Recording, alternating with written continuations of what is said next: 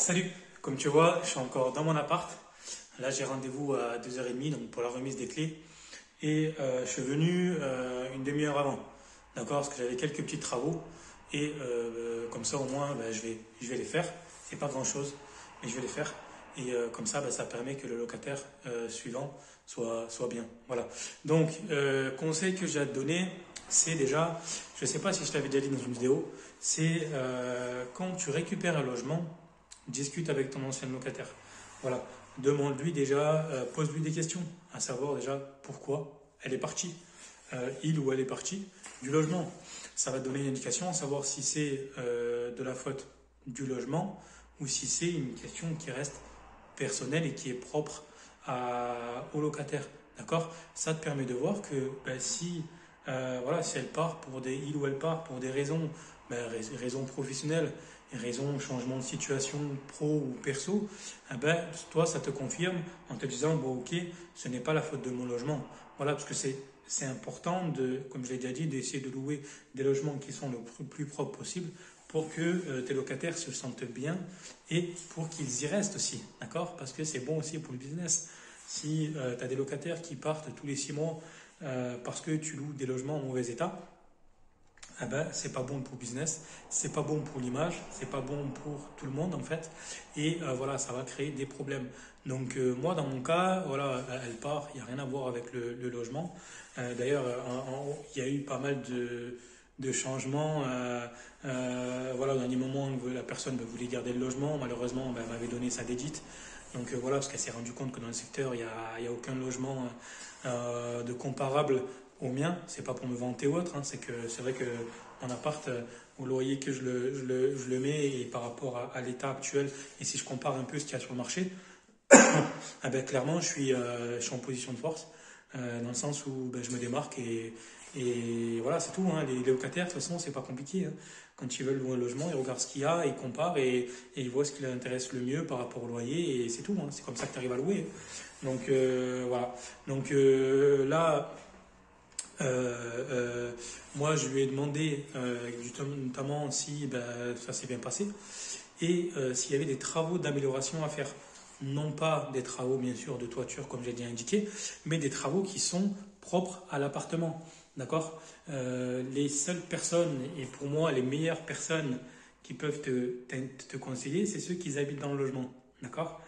C'est eux qui vivent dans le logement, c'est eux qui mettent en fonctionnement le logement, donc ils voient quand il y a des défauts ou pas à corriger, d'accord? Parce que tu peux très bien avoir des travaux à faire, tu fais tes travaux et finalement tu mets en location et tu te rends pas compte qu'il y a quelques défauts qui sont apparus parce que ben, forcément tu n'y as pas habité et c'est le locataire qui va le voir, d'accord? Et moi c'est mon cas, voilà, je lui dis est-ce qu'il y a des défauts à corriger dans l'appartement? Elle m'a dit oui, donc je vais te montrer. Il y a là, alors, tu vois ici, d'accord? Donc j'ai enlevé merde, il y a de l'eau qui a coulé. J'ai enlevé le siphon. D'accord? En fait, celui-là, c'est du premier prix, parce qu'en fait, il était avec l'évier. Et le problème de ça, c'est qu'en fait, il n'y a pas de clapet. Il n'y a pas de clapet anti-odeur. Et du coup, en fait, qu'est-ce qui se passe? C'est qu'en fait, les remontées d'odeur, en fait, elles montent, elles vont dans l'appartement. Donc là, ben, c'est ce qu'elle m'a dit. Elle m'a dit, des fois, ça sent les égouts, hein, clairement. Elle me dit, c'est pas gênant, mais voilà, je vous le dis. Je lui dis, ben, il n'y a pas de souci.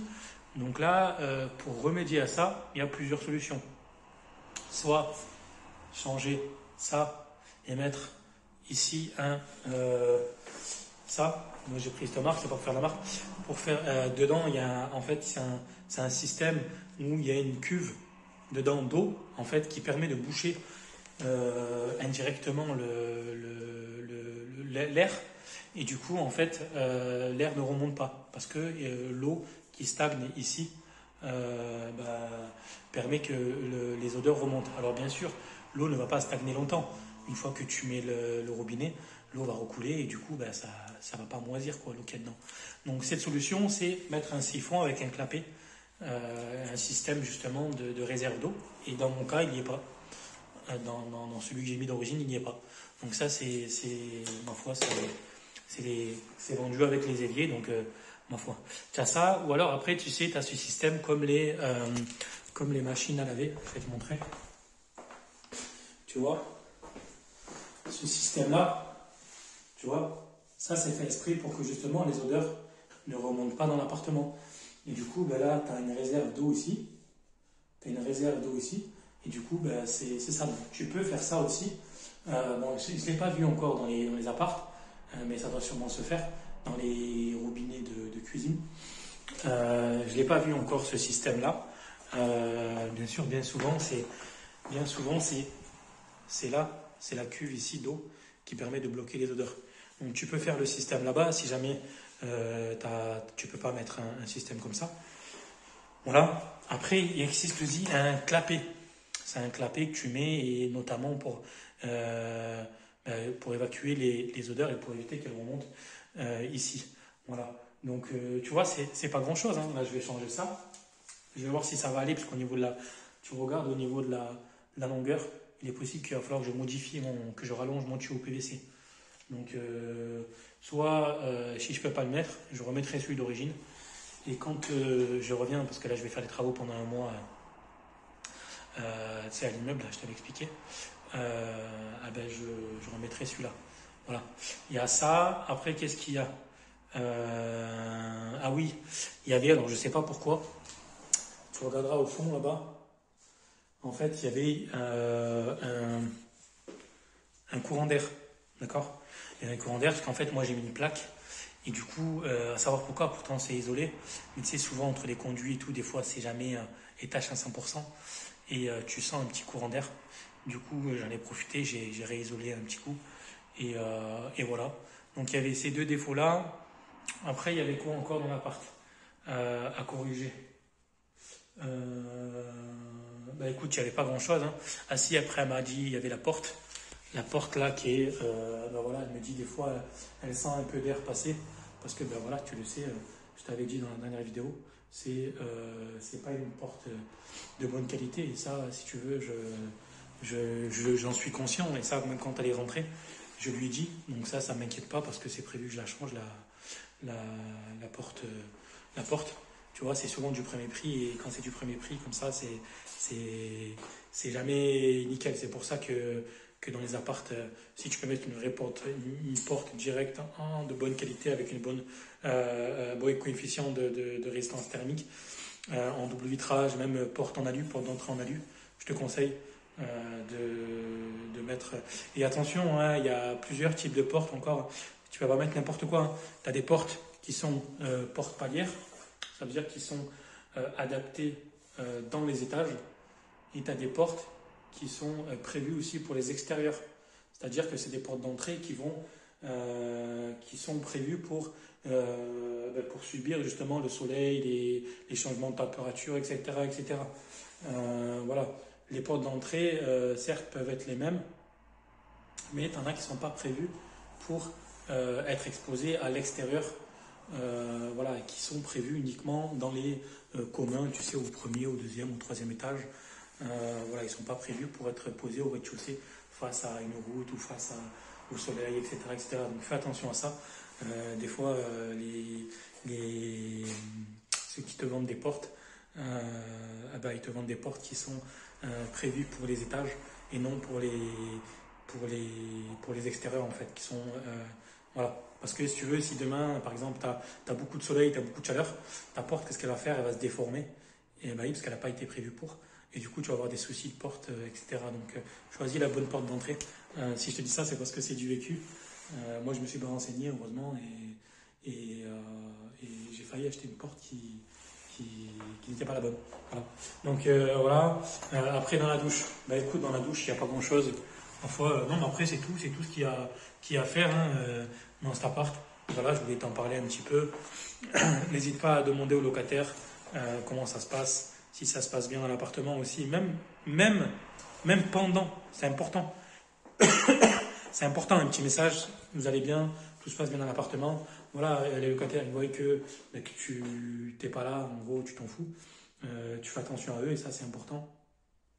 Parce que, tiens, je vais te raconter une petite histoire.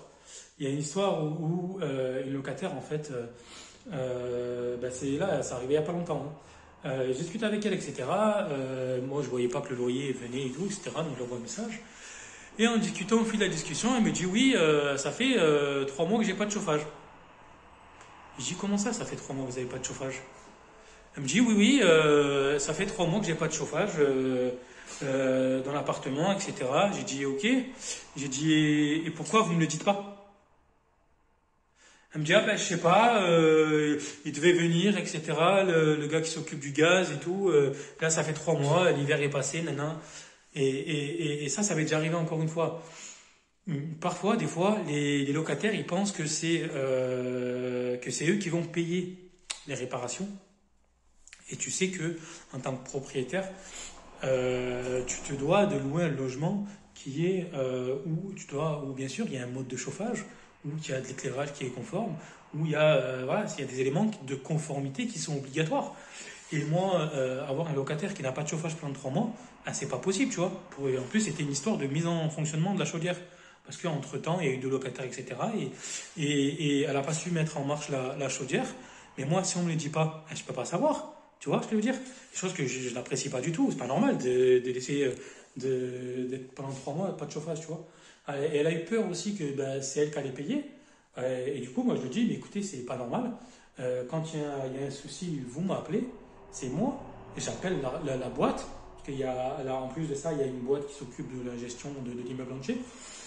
Et ils vont aller vite mettre le chauffage, tu vois. Je dis, mais moi, si je suis pas au courant, je peux pas le savoir. Si là, on n'aurait pas discuté d'histoire de loyer, on n'aurait pas parlé, etc. Comment vous voulez que je sache? Tu vois? Après, elle m'a rien dit, elle m'a pas dit, c'est moi, heureusement, tu vois. Mais si j'avais pas la discussion là, en fait, elle n'aurait pas eu de chauffage. Tu vois? Donc moi, ce que j'ai fait, j'ai dit, écoutez, je vous rappelle, je raccroche. J'ai raccroché, j'ai appelé vite la boîte. J'aurais dit, écoutez, ça fait 3 mois que n'a pas de chauffage. Voilà, machin, nanana. Et puis apparemment, même la boîte n'était pas au courant aussi. Tu vois? Donc du coup, je m'en suis vite occupé. Et je leur ai dit, quand c'est comme ça, quand il y a un souci dans l'appartement, vous me contactez. Mes locataires, ils ont mon numéro de téléphone. Moi, ils m'envoient un message. Les appels, en général, c'est vraiment quand c'est urgent. Ils m'envoient un message, bonjour, il y a ça, ça, ça. Oui ou non, on s'arrange, on voit, etc. Mais en aucun cas, je laisse mes locataires sans chauffage, avec des problèmes de fuite. Et ça c'est pas bon, même ça. Demain, je te prends un exemple, tu vois. Et souvent, ça peut t'arriver. Hein. Souvent, des locataires, il y a des fuites ou il y a des soucis ou autre, et ils te préviennent pas. Et du coup, ils vont te prévenir 3-4 mois après, et finalement, en fait, tu vas te retrouver avec ton appartement qui sera inondé. Je te parle d'un cas similaire encore. J'ai un locataire qui avait une fuite dans la douche, et il y avait des taches. Et si j'en viens pas à une discussion, etc., pour qu'elle me dise, ouais, l'appartement est ceci, elle me contacte pas. Tu vois? Donc, et ça, c'est très grave, parce qu'une goutte, ok, mais tu laisses ça pendant un mois, l'appartement est inondé, c'est mort, c'est fini, tu vois. Donc moi je leur dis, quand il y a un souci dans l'appartement, vous me contactez. Voilà. Et après je vois, parce qu'il y a peut-être des éléments qui sont peut-être aussi à la charge du locataire, hein, d'accord? Mais en aucun cas, mes appartements, ils doivent rester sans chauffage ou avec des dégradations, avec une fuite d'eau, avec un joint qui est foutu. Moi, ça c'est le pire. C'est le pire. Tu sais que les fuites d'eau, c'est le pire.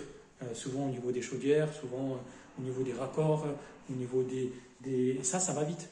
Une petite goutte peut se transformer en une semaine en inondation. Hein. Et tu refais l'appartement entier.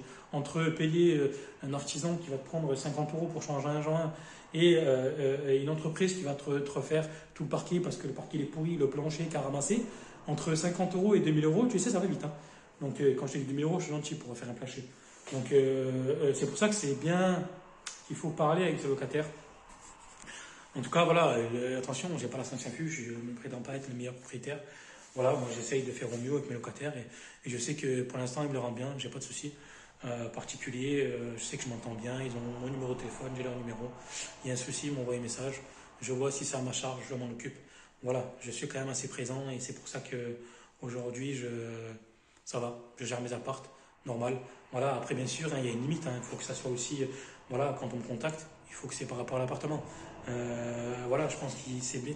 La limite, elle est proche. C'est important d'être présent pour ses locataires, mais quand il y a un problème, ça sert à rien de m'appeler 20 000 fois, tu vois ce que je veux dire? C'est normal. Donc voilà, moi je pars du principe où chacun, c'est son appart, ils font ce qu'ils veulent, ils sont chez eux, et quand il y a un souci qui ne va pas dans le logement, c'est important d'être présent. Voilà. Et j'ai remarqué beaucoup de propriétaires, ils s'en foutent. Beaucoup de propriétaires, ils ne rénovent pas leur logement. Je trouve que c'est dommage. C'est beau d'entretenir un appart comme ça, de louer, tu dors serein le soir, tu vois. Enfin, je sais pas, moi je sais que mes apparts, petit à petit, essayer de les rénover au maximum pour que qu'ils soient bien en fait. C'est tout. Ça sert à rien tu fais pas de l'investissement immobilier si c'est pour louer des logements en mauvais état. Et à un moment donné, je pense que tu n'as pas compris le système, tu vois ce que je veux dire? Si la personne elle s'amuse à louer des logements en mauvais état, c'est qu'elle n'a rien compris en fait. On ne fait pas du cash flow avec des logements en mauvais état. On fait du business, on fait de l'argent intelligemment, entre guillemets. Quand je dis on fait de l'argent, c'est un grand mot, mais c'est un travail. L'immobilier, c'est un travail, c'est un business. C'est comme demain bosser pour un patron. Tu as des responsabilités, c'est la même chose. Tu es investisseur, tu as des responsabilités et c'est un job. Je vais te montrer le siphon que j'ai changé. Allez. Voilà, c'est fini. Normalement, on aurait pu avoir des remontées d'odeur parce que, et de montées d'odeur parce que tu as l'eau en bas. Voilà. Allez, je te dis à la prochaine.